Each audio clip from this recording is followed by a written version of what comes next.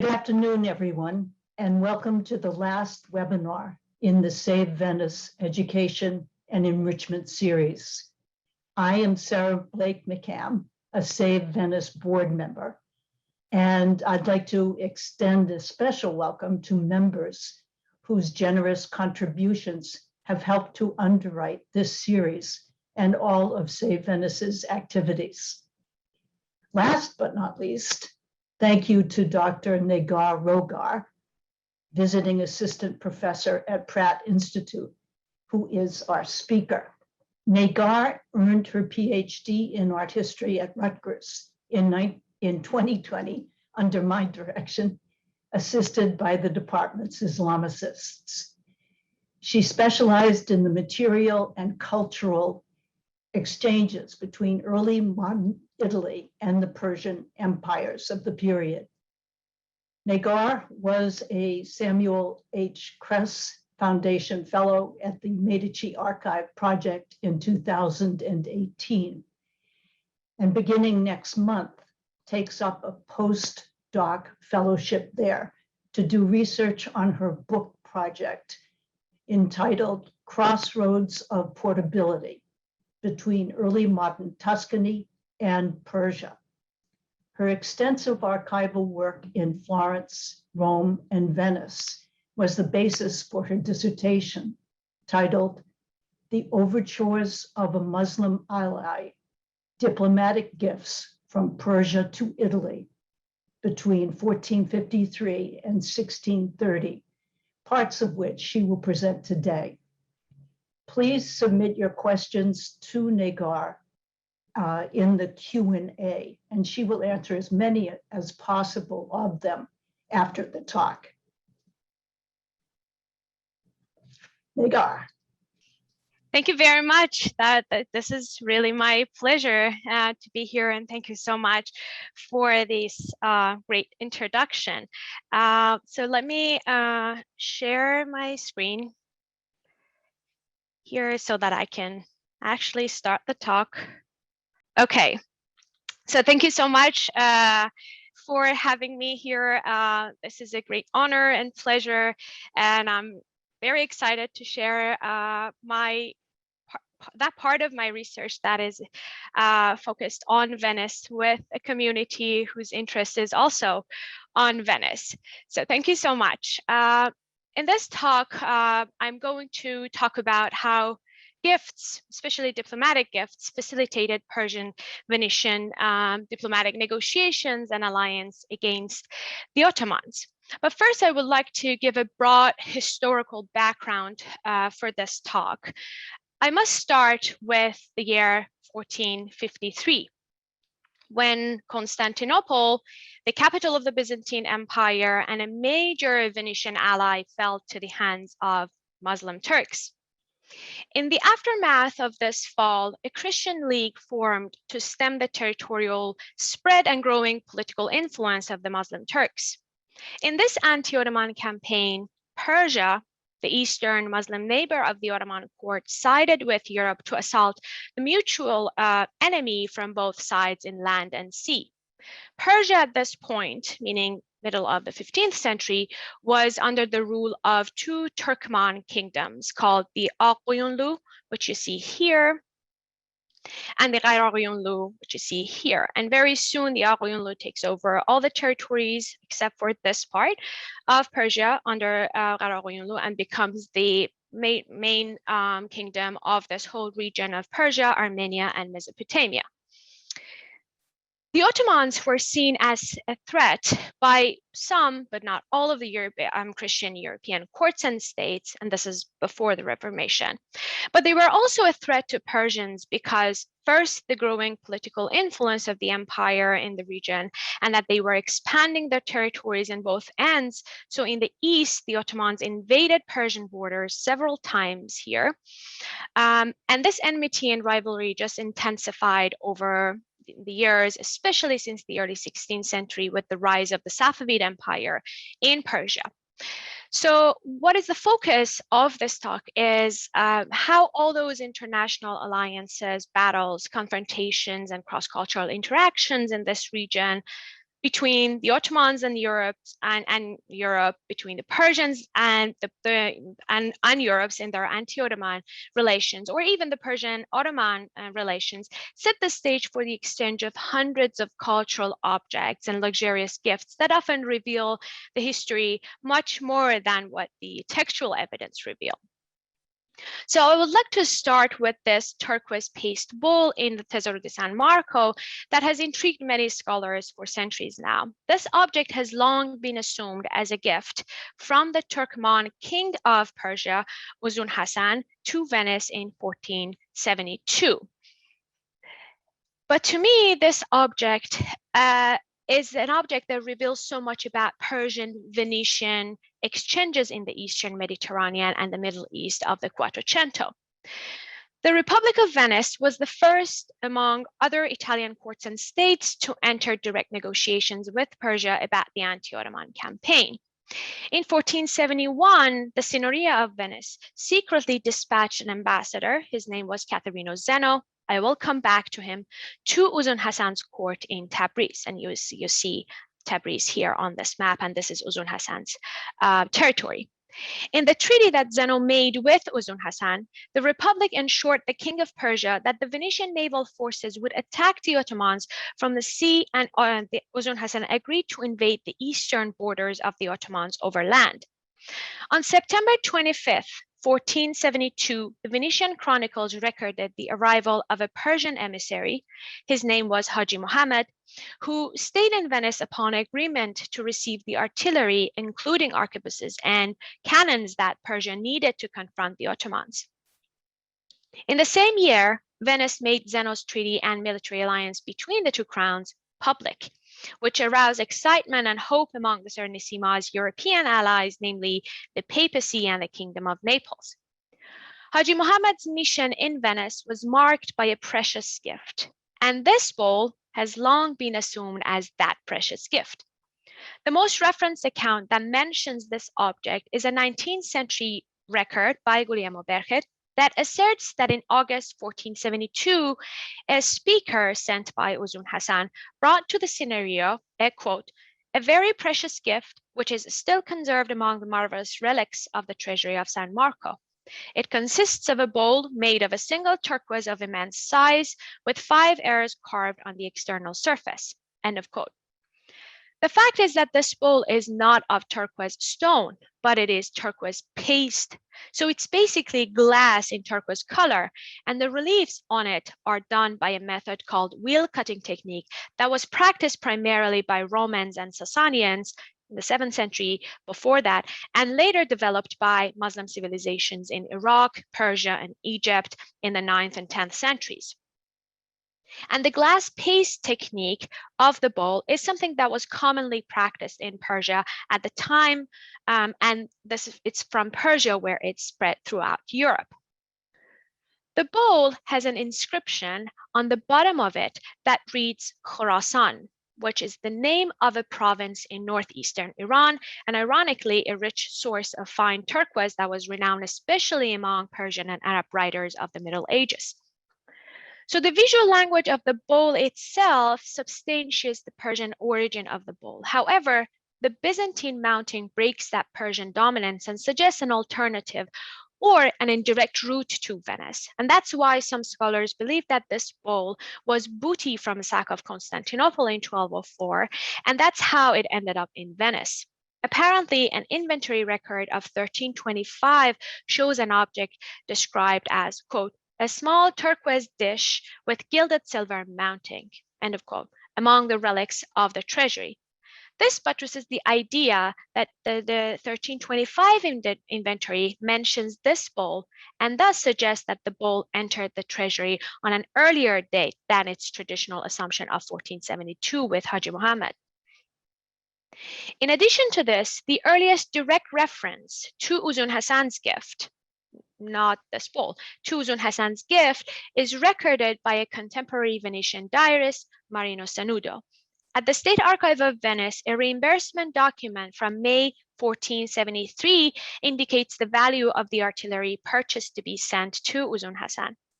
In return for the donated weaponry, Sanudo recorded that the Turkoman ruler sent an extraordinary present of un vasetto di plasma, or a jar of plasma, a gift of Uzun Hasan. So according to this contemporary record, the gift was a greenish jar, not a turquoise bowl. And it is in the 16th century humanist Francesco Sansovino's records of the treasury where he speaks of a marvelous jar given to the Republic of Venice by Uzun Hasan of Persia. It was supposed that the king gave similar rarities to the Venetian ambassadors when the Senate of 1473 sent him artillery and other valuable weaponry to progress against the Ottomans. So whether or not this turquoise glass bowl is Uzun Hasan's gift to the Republic, which in my opinion, the chances are very low because I found some inventory records that suggest otherwise, requires further archival investigation. So hopefully post-pandemic research will bring light to the history of this object. But the historical context about this object reveals much about the earliest negotiations regarding the Persian-Venetian alliance against the common enemy. And this alliance was even followed closely by other Italian courts and states of the period. This is a wedding casona or a box known as the Trebizond Casona that was commissioned by one of the wealthiest Florentine banking families, the Strozzi family. And this is their heraldic device. And that's why we think that this was commissioned by one of the Strozzi family members. But the reason why I am talking about this Florentine Casona in this talk is because Florence was a rival, an enemy to the Republic of Venice. And this Casona shows a coalition of two of the Asiatic allies of Venice. On the front panel of the Casona, a battle scene is represented between turbaned figures and soldiers with conical caps on horses. On the right side of the foreground, a triumphal chariot is featured here with two figures on top, 1 and 2, and white horses carrying the carriage. Adjacent to the chariot is a figure with a double-crowned hat on a dark horse, this figure, who looks toward the two figures on the chariot and points to the battle scene. In the background of the composition, on the left side, the panel features views of Constantinople, identified by accurate topographical representations. And on the right side, identified by an inscription, is Trebizond. And you see the Empire of Trebizond on this map, so you know where this is. This identification has been controversial among scholars. In 1980, a faded inscription was discovered above one of the figures on the triumphal chariot that identifies the figure as Timur, or as he was called in the West, Tamerlane, who was this Turco-Mongolian ruler whose reign stretched from Transoxania to Iranian plateau, covering Mamluk Syria, Mesopotamia, which is today's Iraq, and Anatolia in the 14th and early 15th century. In 1402, Timur had disastrously defeated the Ottoman Sultan Bayezid I and established himself global fame as the warlord who brought the Ottoman Sultan to his knees. A later study by Crystal Baskins identified the other two figures around Timur that showed this as a later Ottoman defeat in which Uzun Hasan was also involved. The seated figure right next to Timur was identified as Uzun Hasan. And on the other side, on a black horse, this figure is John IV Komnenos, the emperor of Trebizond. Now, what does this Casona mean to Persian-Venetian relations, which is the focus of this talk? In 1458, Uzun Hasan had married the niece of Emperor John IV Komnenos, Theodora Komnena. This alliance brought Uzun Hasan and the Byzantine Greek Emperor of Trebizond together in the form of an Asiatic League against the menace of the Ottomans. In a letter of April 1460 to the Duke of Burgundy, John IV of Trebizond explains Theodora's marriage to Uzun Hasan as a diplomatic move to make this Turkmen king faithful to the Komnenos family in their attempt to take back all the territories they have lost to the Ottomans, most importantly Constantinople. To Uzun Hasan, this marriage was also an assurance that gained him control over the Byzantine territories beyond his borders and accessibility to sea trade through those routes. As Uzun Hasan claimed, Cappadocia in central Anatolia was part of Theodora's dowry at the time of this political marriage. Hence, this alliance extended Uzun Hasan's territories at the time when he was pursuing Christian Europe's support to attack the Ottomans. Additionally, Theodora's Christian faith played a significant role in securing Uzun Hasan's alliance with Christian princes. So this panel shows an alliance between Uzun Hasan and Komnenos Trebizond that resulted in a victory, although transitory, over the Ottomans. The representation of Timur here is a visual reference to other historical victories of the Ottoman enemies. The triumph of the Persian Trebizond coalition, both major allies of Venice, took place in around 1460 in Malaysia and eastern Anatolia, and fanned a gleam of hope among other Christian princes throughout Europe that if they joined together in an international union, the Ottomans could be crushed again. This also shows Uzun Hasan's connections with the Christian world, more specifically his connections with the Venetian allies. As a part of the marriage agreement, Theodora Komnena was allowed to practice her faith in Persia without any constraints. This decision presented Uzun Hasan, who was a Muslim ruler, as a tolerant and faithful friend of Christianity, whose alliance could diminish the enemy of Christian faith. This Christian princess established new portals of communication between Persia and the Christian states of the period upon her liberality in practicing her faith under Uzun Hasan's consent. However, Trebizond finally fell to the Ottomans in 1461. This was a turning point for the Venetian Republic, whose trade routes were in serious danger to shift political sides and join the anti-Ottoman League. Trebizond was an important seaport for Venetian and Genoese merchants in the Black Sea to transfer their goods to Asia.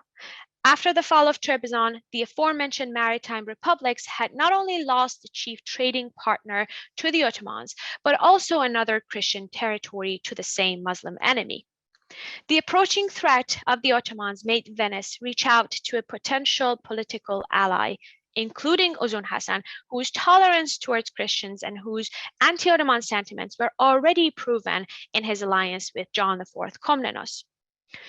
Theodora's Christian faith and Uzun Hasan's strategic patronage promoted the status of churches and Christian priests in Persia.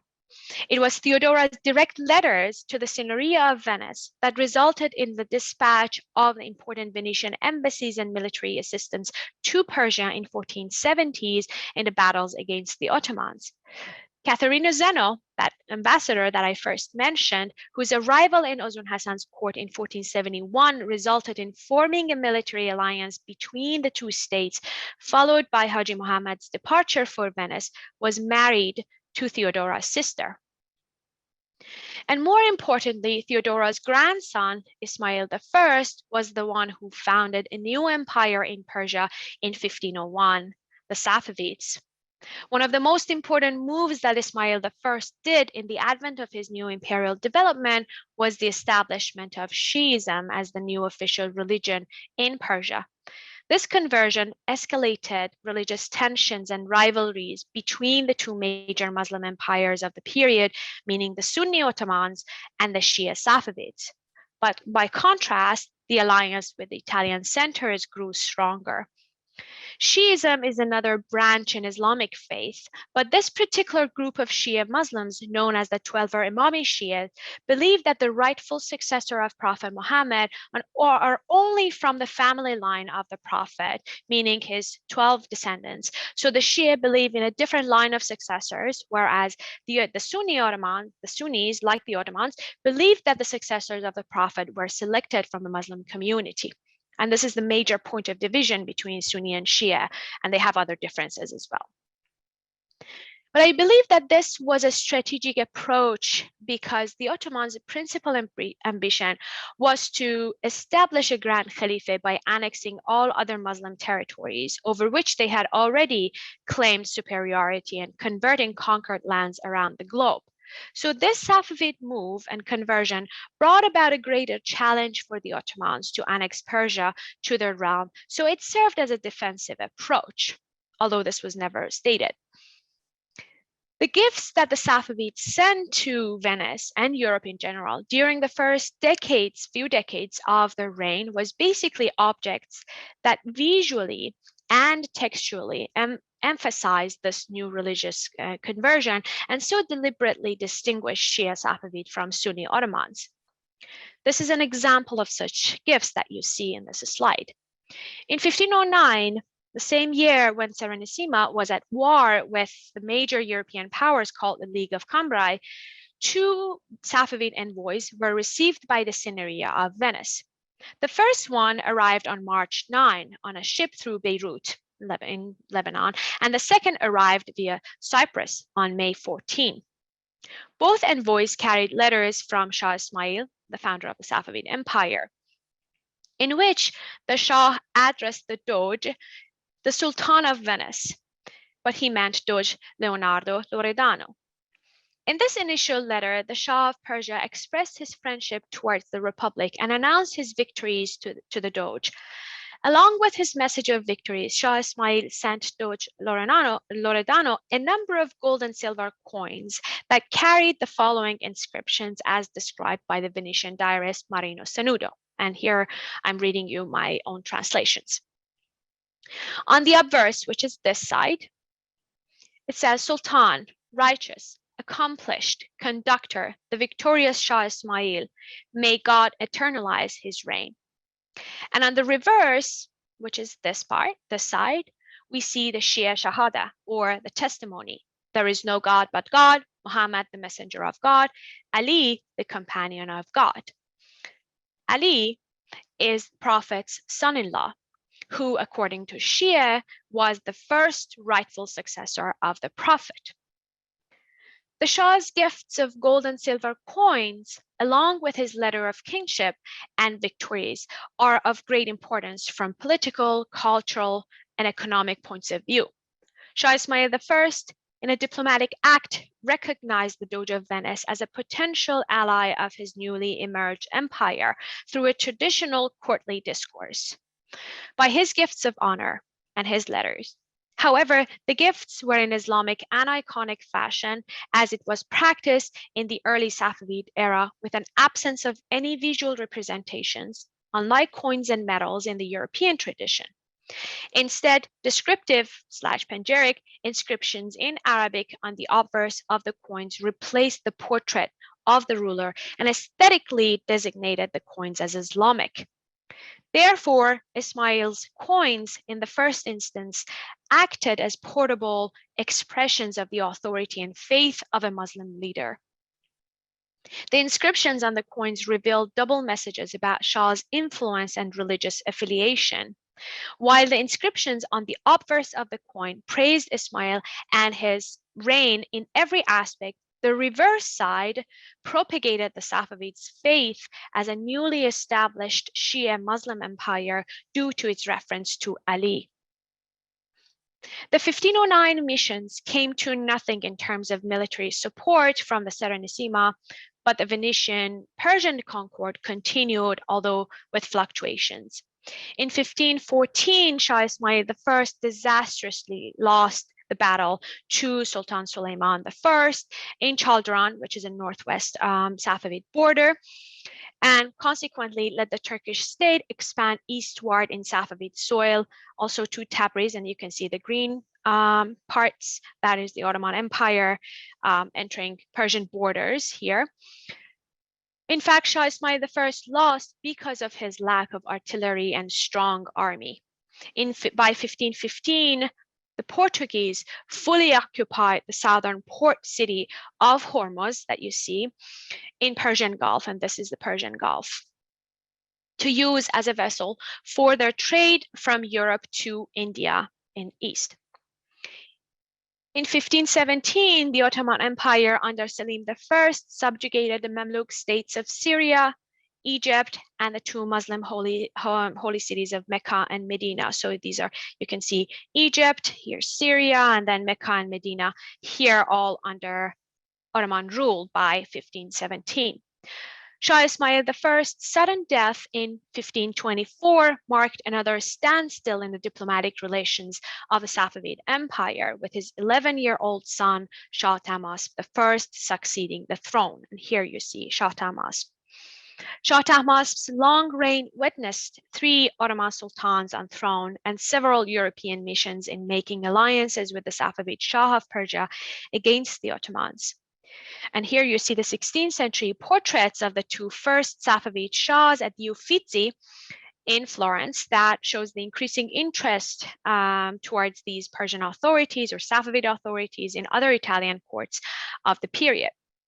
Nevertheless, after the Safavid-Ottoman War of 1532 to 1555, Shah Tahmasp I signed the Peace of Amasya with Sultan Suleiman the Magnificent and initiated 20 years of truce between Safavid and Ottoman Empire. On the other side of the globe, the Holy League consisted of the Republic of Venice, the Papacy, the Kingdom of Spain and Portugal, and the Holy Roman Empire entered 3 years of war against the Franco-Ottoman alliance. This culminated in the Turco-Venetian peace treaty of 1540. In the course of the Holy League wars against the Ottomans in October 1539, the Venetian envoy Michele Membre arrived in Persia and was received by Shah Tahmasp I in Marand, one of the Safavid military centers in northwestern of Tabriz. Michele Membre, known as Mikhail Beg in Persian chronicles, stayed at the court of Shah Tahmasp and delivered an important message of a Venetian-Persian alliance and invited the Shah to join the war against the Ottoman court. Nevertheless, the Venetian Treaty of 1540 with the Ottoman Sultan not only sidelined Membre's mission, but also tainted the Shah's trust of his Venetian allies. The 2 letters of Shah Tahmasp to Doge Andrea Gritti in 1539 and 40, now they're both preserved at the State Archive of Venice, demonstrate this change from the Shah's initial warmth toward his Venetian counterparts and their suggested military and political alliance in the first letter to his disappointment with the Republic in the second letter, which is this one that you see here, as the Venetian approached another humiliating peace treaty with the Ottomans. And these are the photos that I took myself at the State Archive of Venice. And because the scrolls are very long, almost the width of this large black tabor that you see in the background, I had to take the photos from above and with a little bit of a distance so I can capture the whole scroll. That's why you see the black margins and then the scroll in the middle. In his second letter here, in August 1540, Shah Tahmasp I expressed his bewilderment about the news of the peace treaty, but he's referring to the 1540 capitulation, and explained his initial disbelief and the consequent inquiries about the credibility of the upsetting news. The Shah accused the Ottomans of not being reliable in their promises and warned the Republic about the consequences. As a result, Shah Tahmasp wrote to his Venetian counterpart that he saw no more reason for Mikhail Beg or Michele Membre to remain at his court and reported that he was sending back the envoy to Venice. However, toward the end of the letter, the Shah stressed that there had been and would be no betrayals on his part and guaranteed that if at any opportunity, this is exactly what he says, at any opportunity they decided to attack the Ottomans from the sea, the Safavid forces would not hesitate to stand by their Venetian allies and raid from land. But it was not until later in Cinquecento and the 5th Safavid Shah of Persia, meaning Shah Abbas I, that the Persian-European relations advanced into political commercial ties, and that was more special with Venice, which was already a major trade partner in the Mediterranean. The painting shows the Safavid mission that arrived in Venice and was received on March 5th, 1603 in Sala de Collegio. This painting is also very special to this talk because it was restored in 1978 with Save Venice general funds. The Venetian artist Gabriele Cagliari memorialized this event in a grand painting in Palazzo Ducale, Venice, in the same year. The painting, which you see here, captures the moment when the luxurious gifts of the Shah are being taken out of a box and his letter is being read to the Doge. At the very center of the foreground, a glamorous gift of a silk and gold embroidered decorative pattern in a symmetrical design catches the eye of the viewer.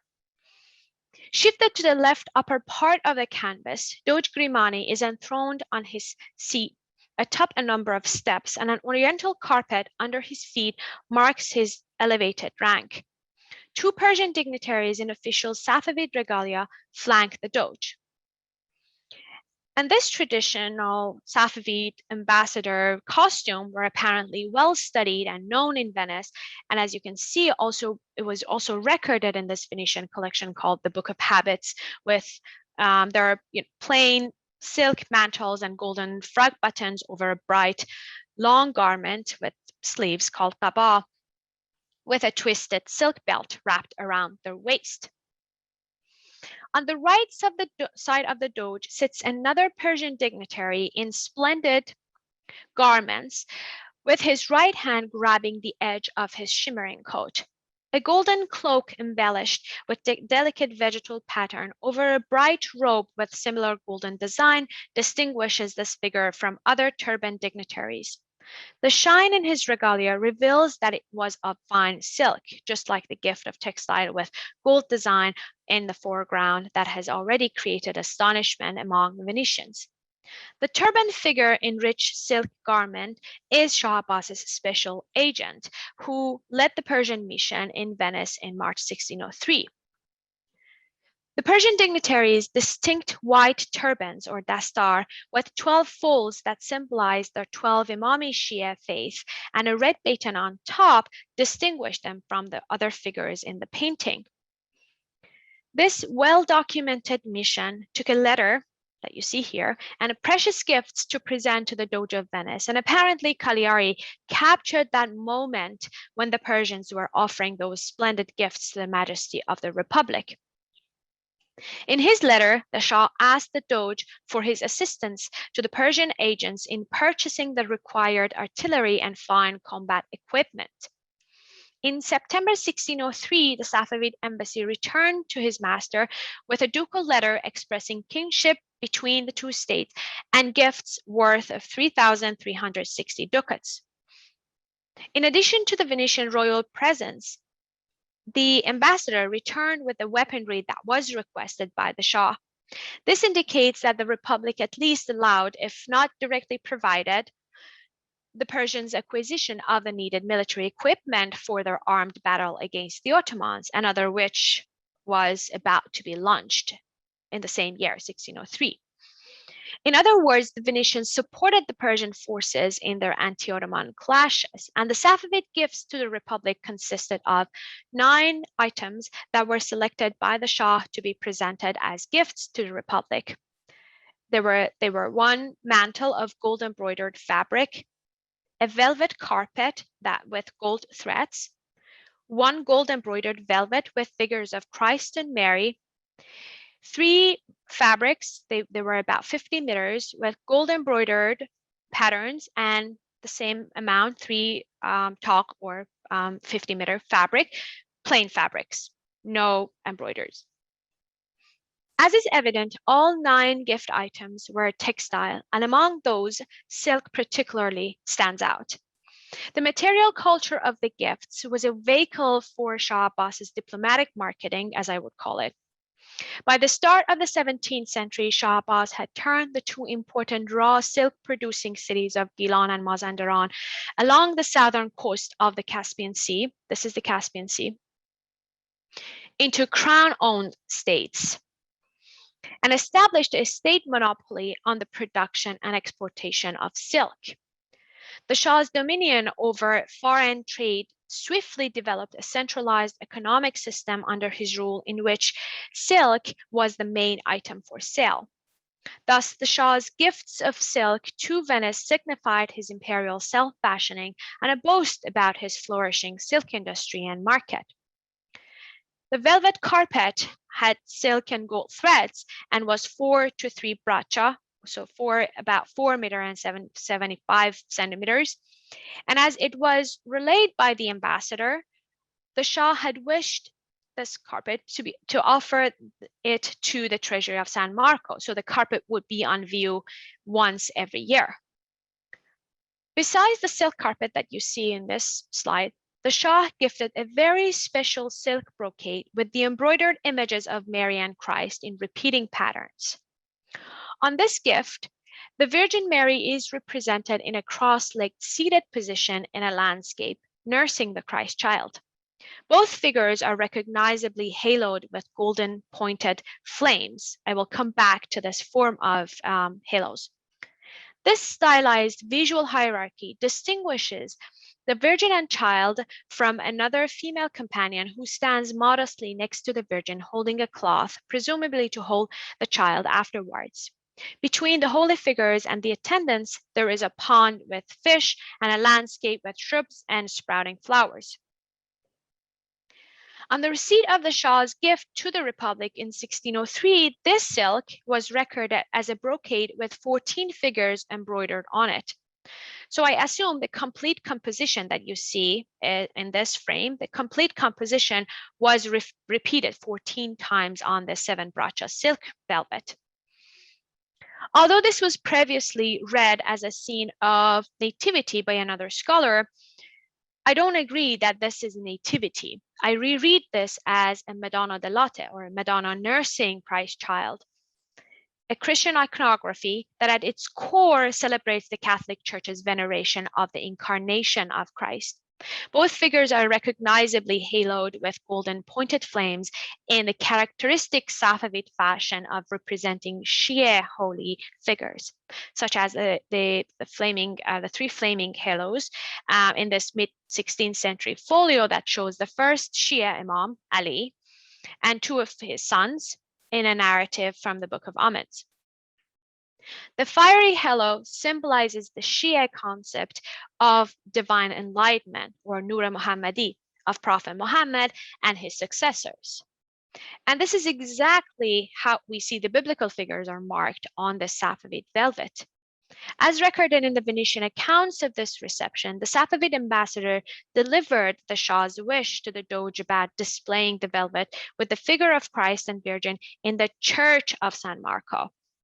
This request, I argue, buttresses the hypothesis that the Safavid Madonna del Latte velvet was a gift tailored not only to the visual taste of its recipient, but also to the desired setting for its display, which was the Church of San Marco.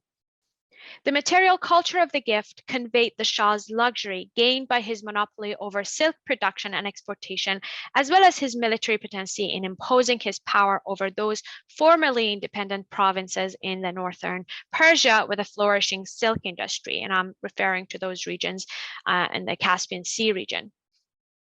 The figural imagery of the textile stood between a Persian painting of Shia sanctity and a Christian iconography of Mary and Christ child. The Shah's request for the velvet's display in the Church of San Marco recalled his acquaintance with those iconographical significances, which emerged from a religio-political campaign between Persia and the Roman Church that developed Christian communities, convents, and churches in Persia. Finally, Shah Abbas's Persianized Madonna del Latte in the Church of San Marco projected the Safavid Shah's recognition of this Venetian ecclesiastical institution within the political body of the Republic, wherein Shah Abbas wished to settle an agent of his court. So I would like to conclude by drawing your attention to this shift that gradually evolved the Persian-Venetian interactions from diplomatic alliances to trade partnership, and how the anti-Ottoman sentiment played a key role in shaping the associations, yet it wasn't always broadcasted by those European forces. As the royal gifts and other cultural objects played major roles in defining the Persian king's courtly prowess and political proposals, The European commissions conveyed their own desired perspective for these intercultural encounters to be seen and remembered by their audiences. In such commissions, the Persians were represented as devoted agents, absorbed in the authority of the courts, as opposed to allies of the Christian League in the military offenses against their common enemy. Cagliari's painting was a contribution to the decorative program of a hall with a group of allegorical sculptures and paintings, sculptures of virtues, frescoes of mythological subjects and cities under Venetian dominion in a self-celebrating decorative program honoring the city of Venice and her institutions' aristocratic heritage and role as the bulwark of Christendom. Cagliari's artistic interpretation of the Safavid reception, I suggest, was another visual medium to propagate the excellence of the Venetian Republic. The painting renders the scene with Muslim Persians offering precious gifts to the Serenissima. The Doge's stare from his majestic seat at the glittering gold-embroidered silk brocade in the foreground promotes the idea that Cagliari's painting was to stress the Republic's prosperity in global diplomacy and commerce. The military alliance never materialized between Persia and the Catholic world.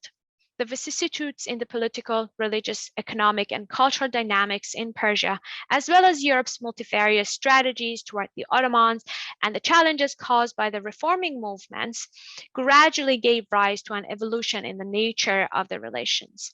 And that eventually shifted Persia's political trajectories from pursuing a military alliance with Europe to a new strategy in diplomatic marketing for his silk monopoly by finding European outlets to which to sell his products. It was within this political and commercial complexity that the Shah of Persia strove to convert the trading routes from Ottoman routes to the Persian Gulf, not only to own the revenues of the developing global trade and export the Persian silk in an international network, but also to mount a commercial battle against the Ottomans. Thank you very much. Thank you very much, Negar. My pleasure. For a fascinating and very rich talk. And thank you to our audience for their attendance and interest, especially to the donors to our 50th anniversary campaign. Those of you in the audience who would like to learn more about our 50th anniversary campaign and what Save Venice is doing, or to become involved in any way, please go to our website. The particular restorations that celebrate our 50th anniversary are at Torcello and the Italian Synagogue. And you can find a detailed description of those ambitious restorations on the website. Let's see, you are willing to take some questions? Absolutely. Okay.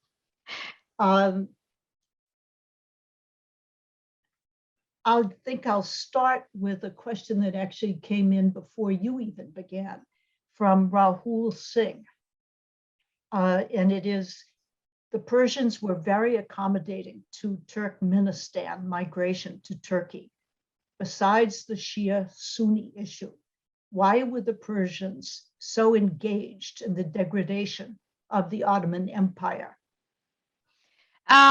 This is a great question. Other than the religious tensions that actually developed in the 16th century, but even before that, the Ottomans were already a political threat to the Persians. There were several invasions between from the Ottoman to Persian borders, and also, you know, the Ottoman Empire was a developing empire, and the Persians could actually anticipate more invasions in their borders. So geographically and politically, the Ottomans were a threat to Persians, and these were the two major Muslim empires of the Middle Eastern region. So there was already this rivalry and enmity between the two empires.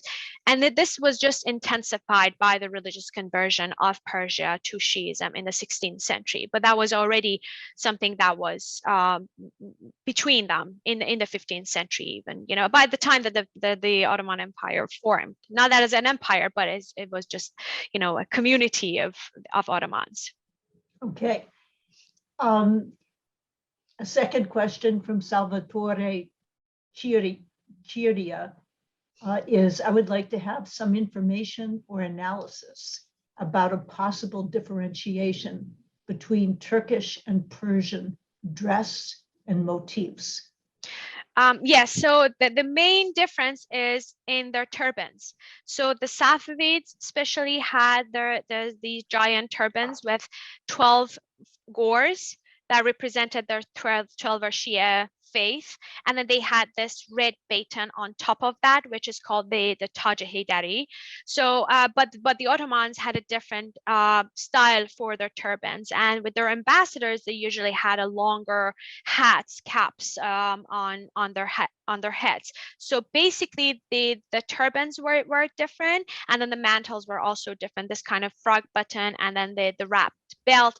It was basically for mostly for Persians, and the Ottomans had a different one. The same book, the Book of Habits that I mentioned in the Biblioteca Museu Correr, in that book you can find them, and I have images if you want. I can also share to see how different their costumes were. Thank you. And another question: what gifts did the Venetians give to the Persians? You've been talking about Persian gifts. Yes, it was mainly one side. So very also precious gifts, but different in nature. So they were basically silver and gold bowls and jugs, but also decorative weapons like arquebuses and weapons, but they were mainly decorative.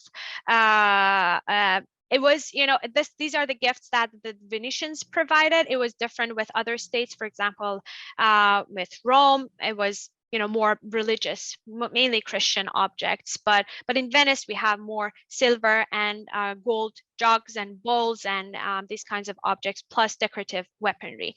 These are the main objects that we have. Still another one. What other European rulers allied with Persia against the Ottomans? There were several more, and depending on in the century that we are talking about, well, we have the Holy Roman Emperors, Charles V, Ferdinand I, and also Philip II, who became the Philip III of Spain and Portugal. And we also, later in the 16th century, we have the Grand Dukes, the Medici Grand Dukes in Tuscany. So Florence was not an ally in the 15th century, but then with the rise of the Medici, the Grand Duchy in Tuscany, then the Medici Grand Dukes, also especially Ferdinando I, they also allied with Persia in the same anti-Ottoman campaign, and the papacy. We have Rome was always a part of it, and Venice was the first among Italian courts and states, but also, you know, there were back and forth between Persia and Venice, but these are the main European ones. And then later on in the 17th century, we have the British and the Dutch also in their alliance, but that was more commercial rather than political. Okay, and from Jaya Anka, she thanks you for such a compelling presentation. Thank you. And would like you to speak more to the relation between Shah Ismail I and Venice vis-a-vis Cyprus, a Mamluk protectorate at the time. If time permits, could you speak more to the role of textiles in cultural exchanges or as gifts between Venice and the Safavid Empire? So there are two questions. Yes, there are two questions. Yes. So the first question in relation to Mamluk Cyprus, it was more like a stop point for Safavid ambassadors for their letters to be translated and certified so that they could still move on to Venice. That was it. But I also read that the Mamluk translators of those letters were punished by the Ottoman Sultan after he realized that they let the Persians in Cyprus, and then they also let them go forward to Venice, and they were both punished severely by the Ottoman Sultan, both in Beirut and in Cyprus. So the Persians started to use these points as stopping point for their letters and for their credentials, but that was for a brief period of time, and then when the Ottomans took over all those territories, it was no more a stopping point for Safavid ambassadors. I can look more into it. I know that I explained that in my dissertation, but I can share more material with you if you're interested. The second part is about the textile and the relation of the role of textiles. The textile gained more and more importance later on, especially with Shah Abbas and especially with silk. So he started using silk brocades as diplomatic gift, as a luxurious diplomatic gift, especially after he took over those two regions in the southern coast of the Caspian Sea, and he established a monopoly over exportation of silk in that whole region. So he began by giving silk brocades as diplomatic gift first, and then he at the same time he was also marketing for his silk monopoly and exportation, and so then he developed a trade based on silk. So in the 17th century we basically see more and more silk, loads of silk going to Europe, and there were no more gifts. They were actually commodities. But that began as part of a diplomatic gift package. Okay, can you do one more question? Of course. Had the military alliance with Venice not materialized, how would that have changed Persian foreign policies? Right. This actually explains the future of this research if we want to continue that in 17th and 18th century. It did not materialize, this military alliance, the way the Persians wanted it to be, to crush the Ottomans or to attack the Ottomans from both sides. This never materialized, although the Persians were able to receive artillery from Europe, especially from Venice and Rome, and also with Ferdinando I, Medici Grand Duke. They were able to acquire some artillery and some weapon that they needed for their battles against the Ottomans, but that military alliance never materialized in the way that they wanted it to be. But that also shifted, especially with some peace treaties that the Europeans made with the Ottomans as they were growing more and more in Europe, and they were gaining more power and territorial power in this whole region, the Mediterranean region, and also in Europe. There were more peace treaties made between European courts and states with the Ottomans, and so the Persians redirected their negotiations from only diplomatic negotiations to trade partnerships with beyond the Catholic world. So in the first, it was just the Catholic world because they wanted to be built on top of that religious tensions that they also had. So they introduced themselves as, we're also a religious enemy of the Ottomans, just like you. It doesn't matter if we're Muslim or not, that we're Shia Muslim, so we are an enemy to the Ottomans. You are Catholic Christian, so you are also an enemy to the Ottomans. So they wanted to build upon that. When that didn't really result in that kind of military alliance, they redirected their negotiations to get more and more into trade partnerships, especially with the British and Dutch, because they had colonies in India. So the Persians pushed those European forces to redirect their trade routes to the Persian Gulf, so they didn't have to cross the Ottoman territories and they didn't have to pay taxes to the Ottomans. So they redirected all those trade routes to the Persian Gulf for their goods, to be shipped to India, and so they also started developing trade partnerships with British and the Dutch, and then we have, we also have with France, but it wasn't just the Catholic world in the future of that. Okay, one more question. It's just Sure. it's slipped in. Thank you for this great talk. Thank you. Where can we read more of your research? Well, I have thank you so much for the interest. Hopefully I have 2 articles coming out, and I'm also working on this book that will come out hopefully not in a couple of years, but shorter than that. I'm more determined to make it publish and publicly accessible, and then my dissertation, which is still not public, but if we can talk about this, and if I can share any part of that, and if I can help in any way, I'm happy to do that. Hopefully articles will come out very soon. This pandemic has been hard on publication, especially a slow process of peer review, but hopefully it will come out soon. Okay, I think that's probably enough, and you've answered all these questions. And thank you. Let me thank you again. It was really a wonderful talk. And my pleasure. My Save pleasure. Venice appreciates it. We don't normally get into the Eastern allies in such detail, and obviously it's very important. So, right. Yes, I'm happy that this was something new and hopefully interesting. Thanks to everyone, especially you. It is a special pleasure and honor to present here when you are the director. I'm just the introducer. At any rate, once again, thank you to our audience, particularly Save Venice members. And please look at our website and see what's going on, and contribute however you can. Okay, bye-bye, everybody. Thank you. Bye. Bye. Thank you. Bye-bye.